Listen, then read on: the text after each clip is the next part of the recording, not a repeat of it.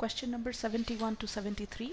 It comes from the second passage of this paper. Now, the second passage talks about the Watergate scandal. Now, we all know that the Watergate scandal broke in the US in the year 1972 when the DNC headquarter, which was there in the Watergate office complex in Washington, D.C., was broken into. And then when the US Congress started investigating, they found a lot of information regarding the abuse of power that had been going on by the administration of the then president of the United States, Richard Nixon. Richard Nixon was the 37th president of the US. He served from 1969 to 1974 and the only president so far to have resigned from the office. In fact, an act of impeachment was passed against him, but he resigned before that.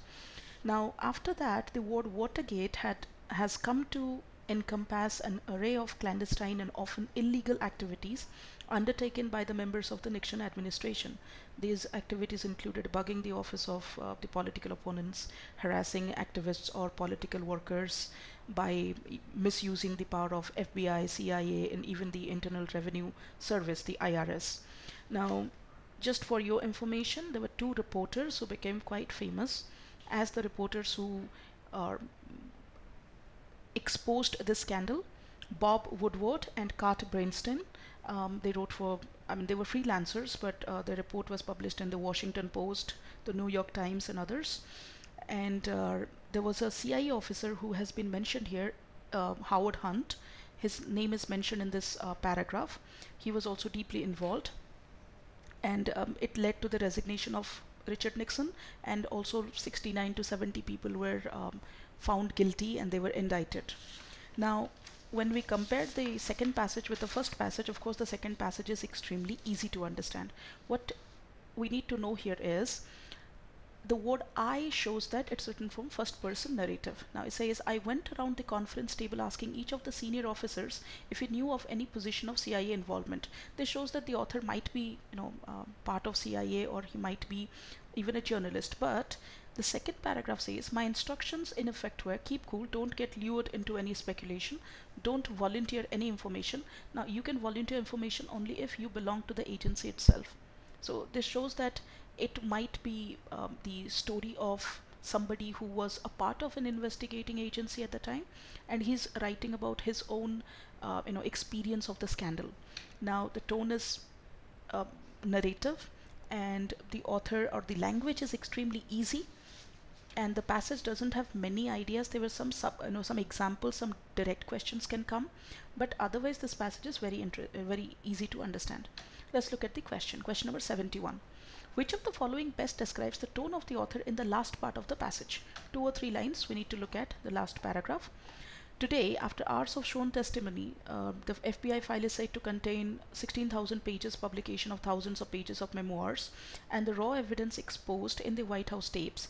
It seems incredible that at the time, the probability that the leaks were coming directly from the White House did not occur to me or to anyone on my staff. Again, just a piece of information. You might like to read about the Watergate scandal.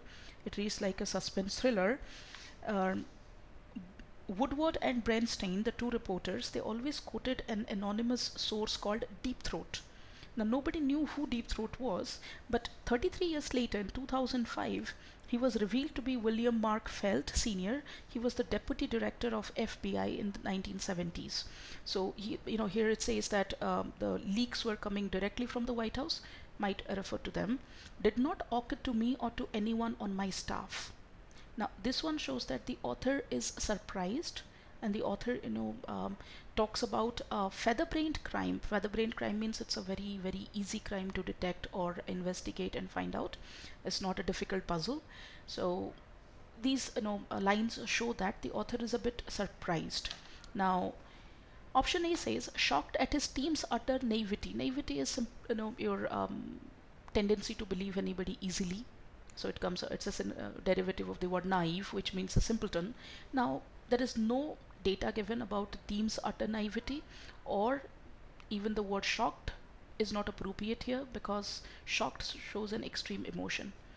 rueful at his lack of intelligence. Well, rueful is definitely correct. I'm regretting that or something. But at his lack of intelligence is not the right word. He rues the fact that he couldn't see it. But that doesn't mean that he lacked intelligence. He just couldn't decipher the code at the time. C says, marveling at his own lack of insight. Now, here, marvel is a word which is used neutrally. It doesn't show a positive emotion here. He's just surprised. So, it has been taken as a synonym for the word surprise. So, marveling at his own lack of insight, well, doesn't look like like an accurate description, but it's the best option in this situation. So, the answer to question number 71 is C.